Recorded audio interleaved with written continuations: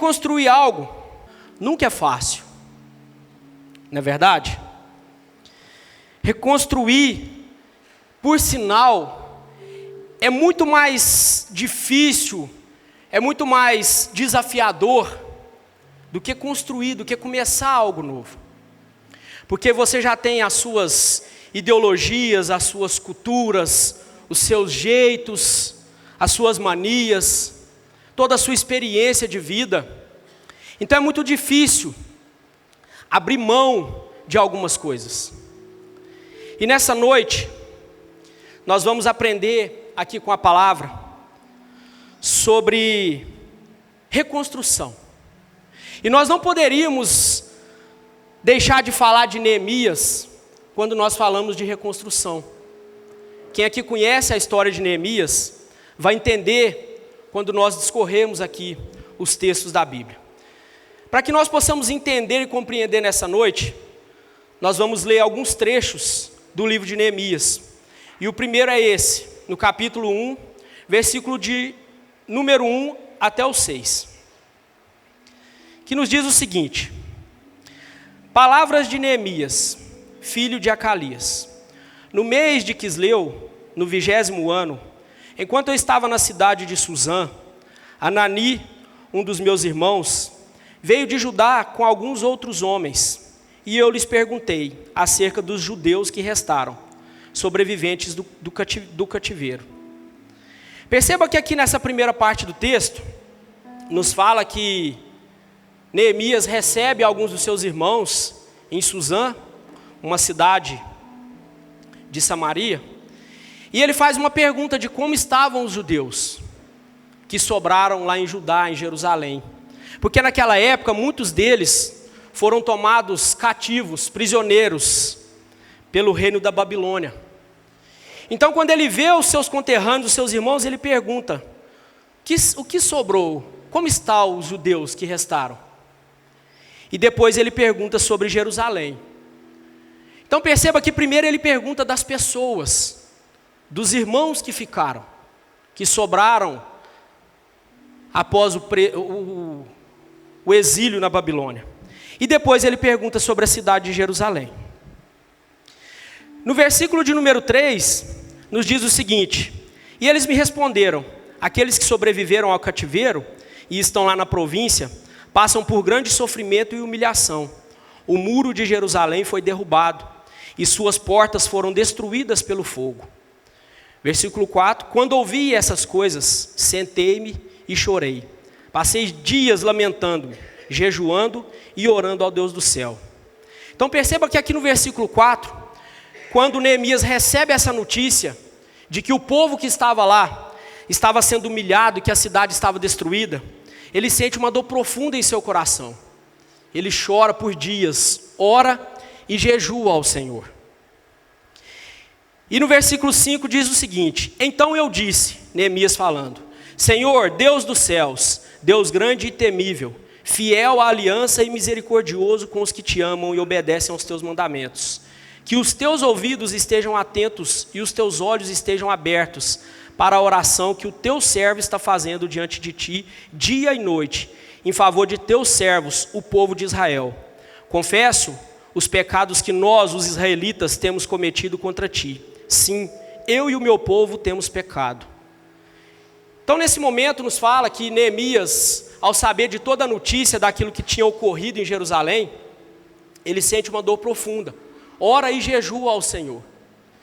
E ele, por sinal, pede perdão pelos seus irmãos e por ele próprio, por terem pecado contra o Senhor e estarem enfrentando toda essa dificuldade, de terem perdido a batalha contra a Babilônia e terem sido levados cativos. Então ele se põe no lugar e ele assume toda a responsabilidade. Ele sente uma dor profunda no coração. Mediante a isso, nós temos um tema para essa mensagem, que se chama os desafios da reconstrução. Conforme eu disse anteriormente, construir, muitas das vezes, não é fácil, não é verdade? Mas reconstruir é quase impossível. Quer um exemplo? Suponhamos que temos algum investidor que quer abrir um empreendimento aqui nesse mesmo local, onde está esse prédio hoje. Esse prédio é um prédio centenário, para quem não sabe disso. Cheio de histórias, de coisas vividas aqui. E vamos supor que aqui do lado tem um terreno que está limpo, pronto para começar um empreendimento. E aí você chama o empreendedor aqui e mostra para ele ambos os locais. E aí você fala para ele da opção dele construir aqui, ou de demolir tudo isso aqui e reconstruir algo. Por qual lugar vocês acham que o empreendedor ia optar? Terreno vazio, não é verdade? Sabe por quê que ele não vai optar por aqui? Porque ele não fez parte da história desse lugar. Ele não vai sentir esse peso. Ele não vai sentir essa angústia no coração de ver esse lugar derrubado. Porque ele não está inserido no contexto histórico desse lugar. Para ele tanto faz se isso aqui continuar, se for derrubado. O importante para ele é o que ele vai fazer. O que ele está se dispondo a fazer. Não é verdade? Mas quando você está inserido, e agora vamos fazer essa mesma pergunta para alguém que viu, ou que desenhou, ou que construiu esse lugar, que viu toda a história desse lugar, por onde você acha que ele vai optar? Por esse lugar, não é verdade? Porque ele está inserido aqui, ele tem uma história com esse lugar, com o povo, com as pessoas que já passaram por aqui. Tudo isso tem um grande peso. E foi assim quando Neemias ouviu que Jerusalém, que os seus irmãos estavam exilados, muitos deles, e os que estavam em Jerusalém, em Judá, estavam sendo humilhados, sendo sufocados pelos inimigos. Então ele chora profundamente, amargamente, e ele vai consultar o Senhor, ele vai orar ao Senhor. Ele se importou com aquele lugar, porque ele fala na palavra dele, no livro, quando ele escreve, fala que ele, quando viu seus irmãos, ele logo se preocupou em perguntar como eles estavam. Ele queria saber, ele queria notícias. E aí ele sente uma dor profunda. E quando nós vemos esse texto, os desafios da reconstrução, eu digo algo para você e para mim. Se algo não tiver esse peso, essa história, se eu não sentir de fato que aquilo é importante para mim, eu não estarei pronto para reconstruir. E eu citei aqui os exemplos dos prédios, dos empreendimentos, mas nós vimos que Neemias, primeiramente, ele pergunta sobre as pessoas, sobre os irmãos que estavam em Jerusalém. E é nesse contexto que Deus quer falar conosco nessa noite. Neemias sentiu essa dor. E aí a palavra nos fala, no capítulo de número 2, versículos do 1 ao 10, o seguinte: no mês de Nissan, do 20º ano do rei Artaxerxes, na hora de servir-lhe o vinho, levei-o ao rei. Nunca antes eu tinha estado triste na presença dele. Por isso o rei me perguntou: por que o seu rosto parece tão triste se você não está doente? Essa tristeza só pode ser do coração. Com muito medo eu disse ao rei: que o rei viva para sempre. Como não estaria triste o meu rosto se a cidade em que estão sepultados os meus pais está em ruínas e as suas portas foram destruídas pelo fogo? O rei me disse: o que você gostaria de pedir? Então orei ao Deus dos céus e respondi ao rei: se for do agrado do rei e se o seu servo puder contar com a sua benevolência, que ele me deixe ir à cidade onde meus pais estão enterrados, em Judá, para que eu possa reconstruí-la. Então o rei, estando presente a rainha, sentada ao seu lado, perguntou-me: quanto tempo levará a viagem? Quando você voltará? Marquei um prazo com o rei e ele concordou que eu fosse. A seguir acrescentei: se for do agrado do rei, eu poderia levar cartas do rei aos governadores do Trans-Eufrates para que me deixem passar até chegar a Judá? E também uma carta para Asaf, guarda da floresta do rei, para que ele me forneça madeira para as portas da cidadela que fica junto ao templo, para os muros da cidade e para a residência que eu irei ocupar? Visto que a bondosa mão de Deus estava sobre mim, o rei atendeu os meus pedidos. Com isso fui aos governadores do Trans-Eufrates e lhes entreguei as cartas do rei. Acompanhou-me uma escolta de oficiais do exército e de cavaleiros que o rei enviou comigo. Sambalate, o horoníata, e Tobias, o oficial amonita, ficaram muito irritados quando viram que havia gente interessada no bem dos israelitas. Perceba que aqui no capítulo 2, nós, discorrendo mais um texto, nós entendemos que Neemias estava trabalhando como copeiro, como garçom do rei Artaxerxes. Pois bem, ele era um dos exilados que estava trabalhando na Babilônia, para o rei Artaxerxes. Ele estava dentro da casa de um dos inimigos do povo de Jerusalém, trabalhando todos os dias como copeiro, como garçom do rei, levando vinho. E naquele momento, depois de ouvir aquela notícia, o rei percebe que ele estava triste. E fala para ele: por que você está triste? Você não está doente? Ou seja, Neemias, mesmo sendo servo, sendo copeiro do rei, que era por sinal inimigo do seu povo, nunca esteve triste. Servia com alegria, com fidelidade. Sabe por quê? Porque os princípios de Neemias eram muito mais importantes do que os seus sentimentos. E às vezes nós deixamos o sentimento falar mais alto e deixamos os princípios de lado.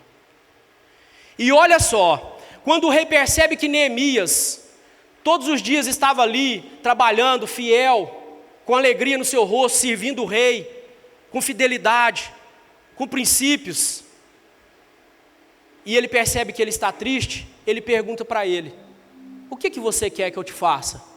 Ora, Neemias não pediu nada para o rei Artaxerxes, ele apenas estava entristecido pela notícia que ele havia recebido, de que o seu povo e a cidade dos seus pais estavam em ruínas. E aí, pela fidelidade de Neemias junto com o rei, mesmo sendo um dos inimigos do seu povo, ele permite que Neemias volte até a cidade dos seus pais, para reconstruir a cidade. E quando nós vemos nesse texto, nós vemos que Neemias não estava somente disposto a reconstruir a cidade, ele estava disposto a reconstruir princípios e valores que o povo de Jerusalém havia perdido, e que ele, mesmo sendo escravo, permanecia fiel.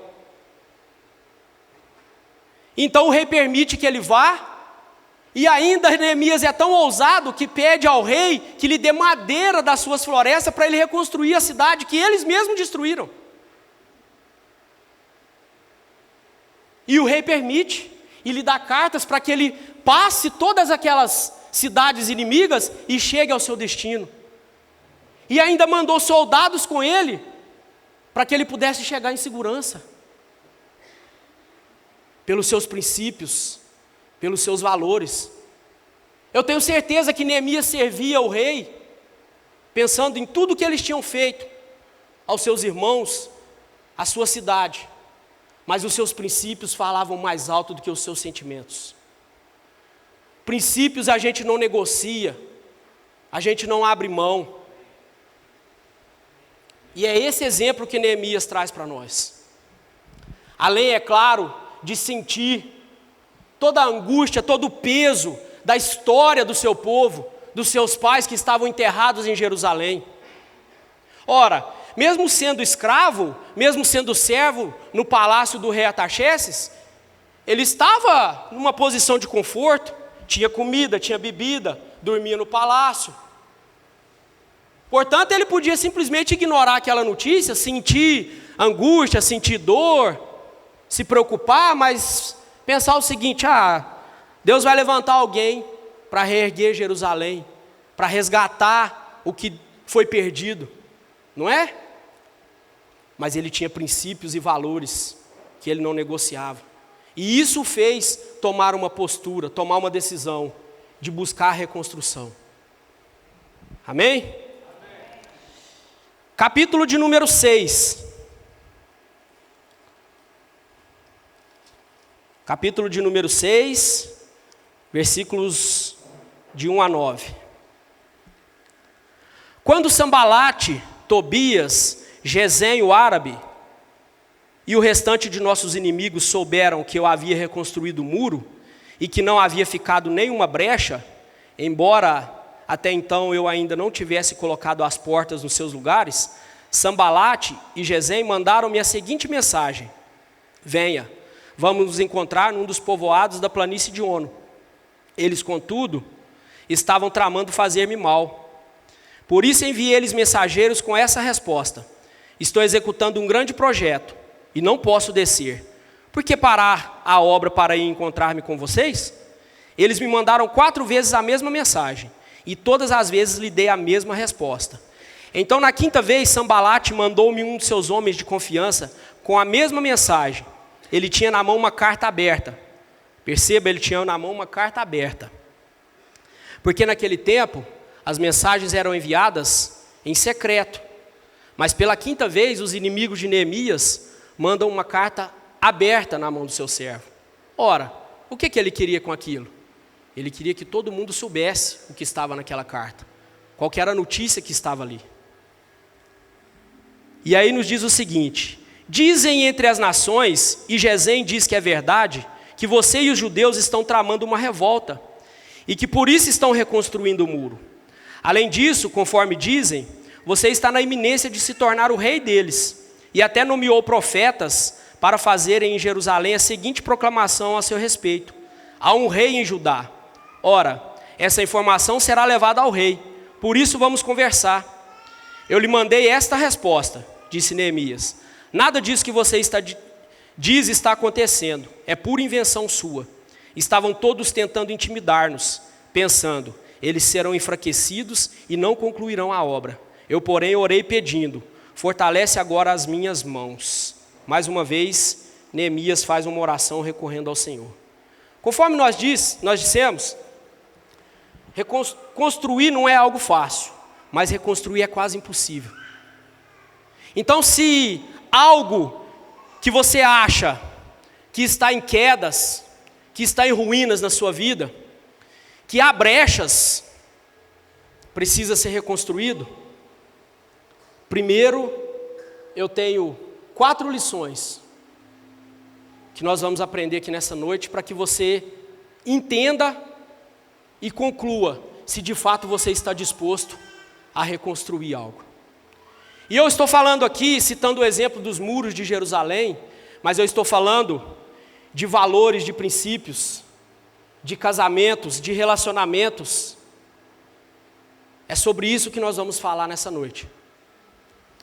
Primeiro, nós já dissemos que para reconstruir algo, aquilo tem que ter importância, tem que ter peso para você. Senão eu te digo, tem uma notícia para você: nem se disponha, que você vai fraquejar. Neemias estava convicto e orou a Deus e tinha no seu coração que era aquilo que ele precisava fazer. E ele não queria abrir mão. Ora, nós vimos que ele, de frente ao rei, que por sinal era um dos inimigos do seu povo, se dispôs a pedir algo inusitado. O rei poderia ter falado para ele: você está louco? Eu ajudei a destruir, eu ajudei a tomar o povo cativo, você quer que eu reconstrua? Que eu te dou cartas, que eu te mando lá para reconstruir? Eu vou te mandar para a prisão e vou te matar agora. Mas Deus já tinha falado no coração dele. E eu digo mais a você: o que nós vimos que Neemias era? Um simples servo, copeiro, garçom do rei. Mas ele entendeu a missão que Deus tinha para ele. Ele não estava preocupado com o cargo. Ele não tinha um cargo de governador, de soldado, de capitão. Não, ele era um simples copeiro, mas ele se dispôs a reconstruir os muros e os valores morais de Jerusalém. Nós precisamos entender primeiro qual que é a missão que o Senhor tem para nós, e não o cargo. Cada um de nós tem uma missão aqui. E Neemias entendeu qual que era a sua missão.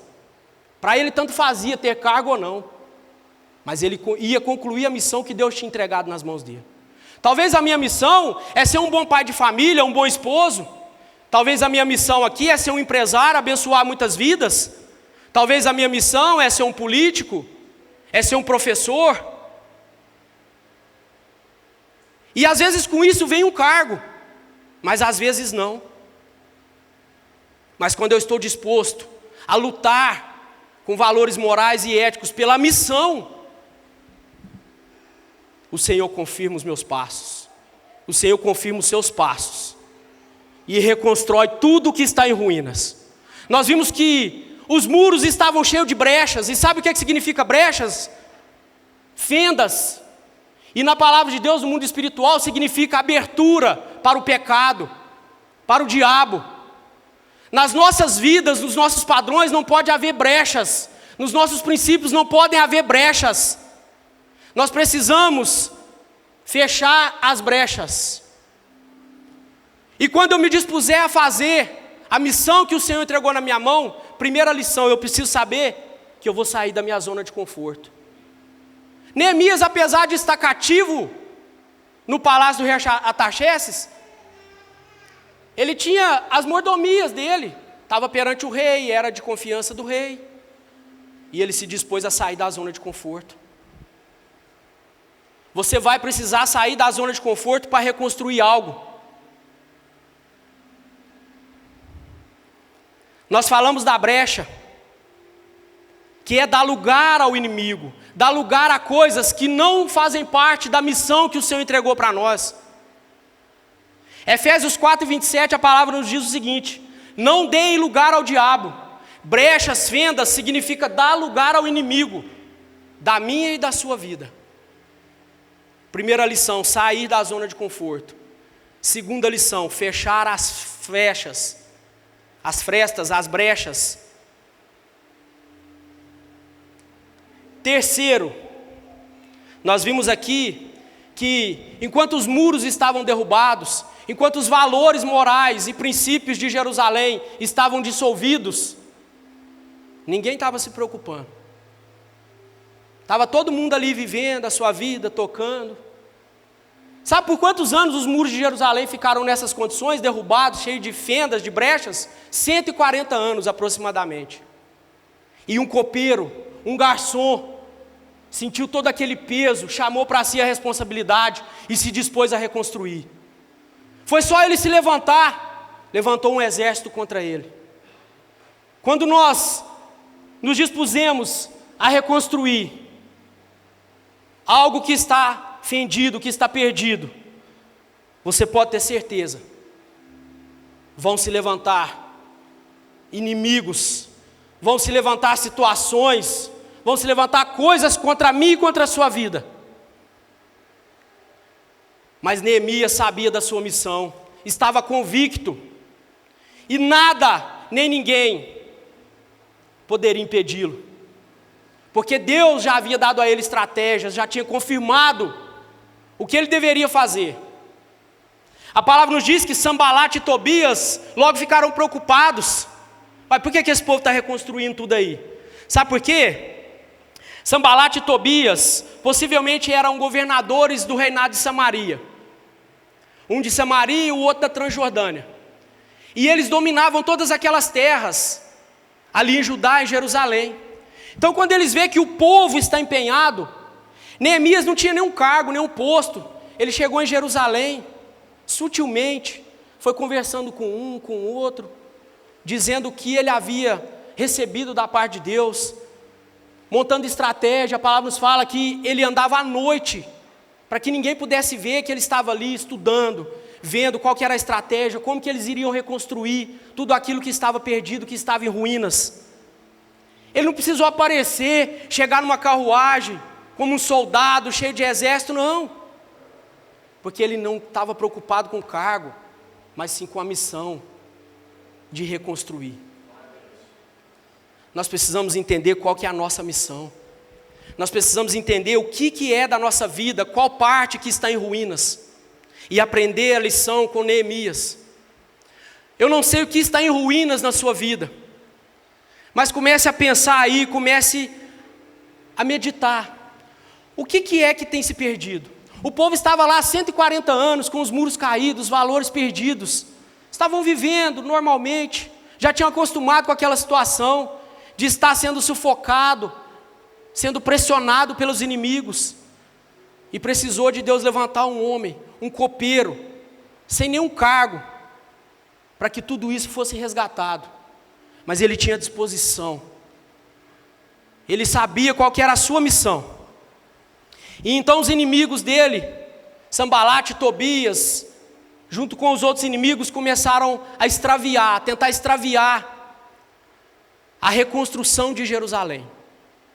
E a palavra nos fala, se nós lemos aqui, que o povo trabalhava com a ferramenta em uma mão e uma espada na outra, preparado para a batalha, preparado para a guerra contra os inimigos. E eles entenderam o propósito, através da liderança de Neemias, entenderam o propósito de reconstruir tudo que Jerusalém tinha perdido, as coisas de Deus, o que eles haviam feito de errado, o que precisavam resgatar, para que Deus pudesse honrar a vida deles. E todos num só propósito, todos empenhados em reconstruir tudo que estava em ruínas. E os inimigos lá ao redor, tentando distrair eles. Essa é outra lição que nós aprendemos. Quando você se dispuser a reconstruir algo, tome muito cuidado com as distrações. Tome muito cuidado com as investidas do inimigo na sua vida. Seja qual for, seja na sua vida financeira, seja no seu casamento, no relacionamento com os seus pais, com os seus filhos, tome cuidado com as distrações. Se é isso que você tem que reconstruir, entenda e tome cuidado com as distrações. Eles mandavam diversas cartas, diversos avisos, chamando Neemias para se encontrar com eles lá no vale, aproximadamente 32 quilômetros de onde eles estavam em Jerusalém. Sabe para quê? Armar uma tocaia contra ele. Acabar com o projeto de Deus que estava sobre a vida de Neemias, sobre a sua liderança. E aí o que ele fala? Eu estou numa grande obra, por que eu tenho que parar aí e encontrar com vocês? Eu já entendi qual que é a minha missão, ninguém vai me extraviar dela, ninguém vai me tirar do foco, porque o Deus Todo-Poderoso já tem me confirmado qual é essa missão, eu já tenho as estratégias, e eu vou continuar.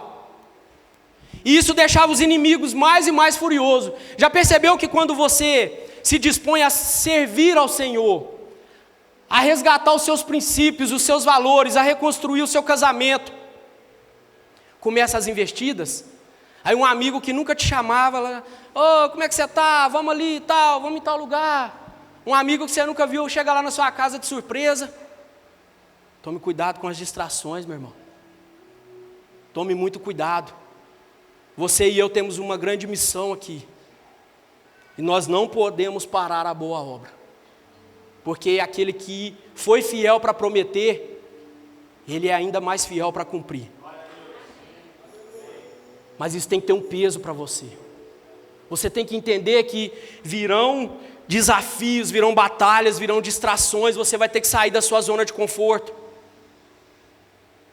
Mas você precisa manter o foco. E essa é a quarta lição que nós aprendemos com Neemias. Nem os soldados ali em volta, nem os inimigos mandando cartas para ele, tentando negociar, tentando tirar a distração dele, tirou ele do foco, da missão dele. E conforme eu disse e repito, entenda qual é a sua missão. Por mais simples que ela seja, ela é muito nobre para o reino de Deus. Mesmo que estejam tentando te tirar do foco, mesmo que estejam tentando extraviar você da sua missão, por mais simples que você ache que ela seja, ela tem um peso nos princípios e valores morais e no mundo espiritual. Seja ser um bom pai de família, ser um bom esposo, ser um bom patrão, ser um bom professor, ser um bom líder, onde Deus tem te colocado. Tudo isso tem alguém observando, para o bem ou para o mal. E as distrações virão, mas nós precisamos manter o foco. Se você estiver focado na reconstrução daquilo que Deus tem colocado no seu coração, na sua mão, nada vai te parar. Nada. Porque você já orou, você já sentiu aquele peso, aquela angústia. Quando nós falamos isso, eu tenho certeza que o Espírito Santo já falou no seu coração. Sobre qual tema tem pesado mais no seu coração. Eu tenho certeza que o Espírito Santo já falou aí. Então comece a fazer como Neemias. Comece a orar. Comece a pedir estratégias. comece a entender qual que é o plano, qual que é o propósito de Deus com tudo isso. E não se esqueça, isso tem um peso. Quer seja na sua casa, quer seja no seu trabalho, na sua vizinhança, na sua escola, isso tem um peso. Tem pessoas te observando. Isso vai incomodar alguns, mas vai chamar a atenção de outros. E eles vão querer saber o que é que você tem de diferente. Por que você age desse jeito? Por que que mesmo com todos os desafios, com tudo que se levanta contra você, você permanece fiel? Você permanece reto? Tem alguém te observando. As nossas atitudes dizem mais do que palavras. Os nossos gestos dizem mais do que qualquer palavra bonita. Tem uma frase que a gente ouve muito, né? Que as palavras convencem, mas o exemplo arrasta. Isso tem um peso enorme. Sanbalat e Tobias tentaram de todas as formas tirar Neemias da liderança do povo, da reconstrução dos muros de Jerusalém. Mas ele sabia qual que era a sua missão. Ele não estava preocupado com o cargo. Diferente deles que tinham cargos e estavam preocupados em perder as suas mordomias. Porque eles sabiam que se os valores e os princípios fossem retomados, se Jerusalém, se Judá se arrependesse e retomassem o caminho com Deus, ninguém podia parar eles. Sabe o que é que eu te digo? Os muros foram reconstruídos. Os valores morais e éticos de Jerusalém foram reconstruídos através da liderança de Neemias. E sabe em quanto tempo? 52 dias. Será que era possível fazer tudo isso em 52 dias? A gente não consegue nem fazer uma casa em 52 dias, não é verdade? Neemias, através da liderança, dos valores, princípios morais e éticos, debaixo da graça do Senhor, fez isso em 52 dias, sendo um simples copeiro de um dos reis inimigos do seu povo. Com a ajuda desse inimigo, em 52 dias, ele reconstruiu tudo o que estava perdido há décadas. Sabe o que é que nós aprendemos com isso? Deus é mestre em construções. Mas eu tenho uma notícia para você. Você que agora há pouco levantou a sua mão, Jesus é mestre em reconstruções. Aleluia, glória a Deus.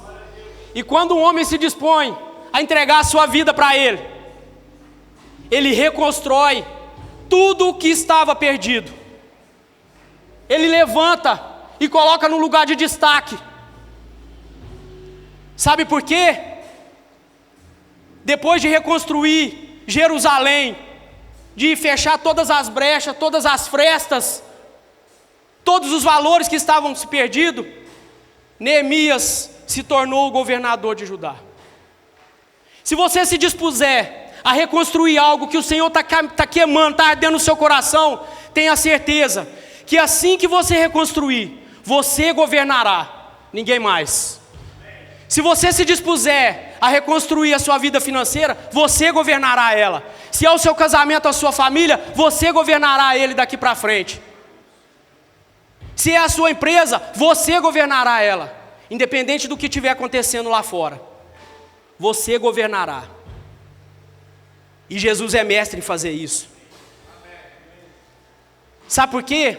A palavra de Deus nos fala lá em Apocalipse, capítulo 21, versículo 5. Aquele que estava sentado no trono disse: estou fazendo nova todas as coisas. Aleluia.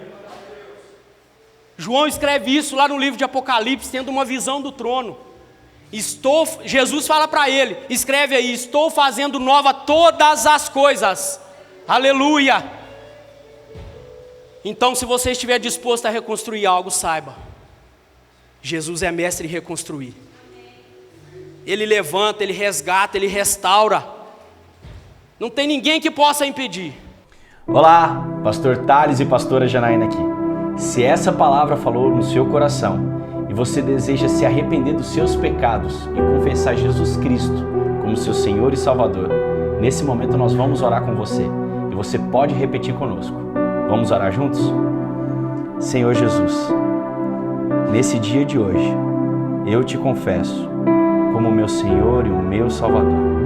Escreva meu nome no livro da vida e apague agora todos os meus pecados. Senhor Jesus, eu te entrego o meu coração e declaro que eu estou nascendo de novo, em nome de Jesus. Amém. Se a sua oração foi real de todo o seu coração, nós queremos te conhecer, queremos te dizer, seja muito bem-vindo à nossa família. O nosso contato vai passar aqui embaixo das nossas redes sociais e por onde você pode conversar conosco. E nós queremos conhecer um pouco mais sobre você. Até mais!